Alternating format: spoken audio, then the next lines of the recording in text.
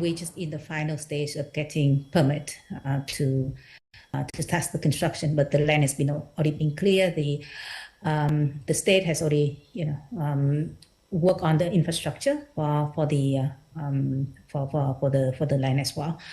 We still plan to start the production. I'll start the trial production in 2024 as originally planned.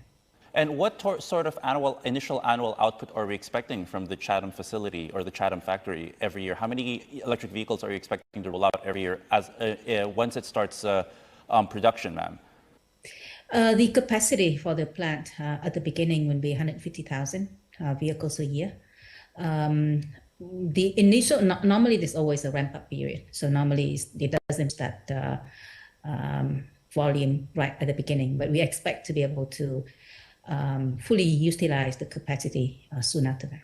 All right. The one thing we've also noticed is that the U.S. has introduced the Inflation Reduction Act, and part of the I guess the offerings of the IRA is to make sure that there are incentives for electric vehicle adoption. However, this does not initially apply to VinFast because we're still importing, or the U.S. is still importing cars from the Vietnamese facility and doesn't qualify for this. What kind of pressure does it put on VinFast to make sure that production or U.S. production of electric vehicles starts sooner rather than later, and making sure that the factory comes online sooner rather than later? The IRA, or Inflation Reduction Act, kind of took us all by surprise.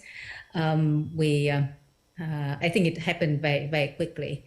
I believe that there's a purpose for the IRA, and I believe that it's going to, in the long run, it's going to concentrate the manufacturing of electric vehicles as well as the key components of electric vehicles in the US. We think that at the beginning, it's probably we make it some of the electric vehicle, maybe like scale back the revolution of electric vehicles in the US a little bit, because that scale back the availability of certain vehicles in the US initially. However, we reacted to that very quickly by ensuring that our existing customer would be able to get access to the $7,500 tax credit, and if they don't, then we'll be able to make up for that.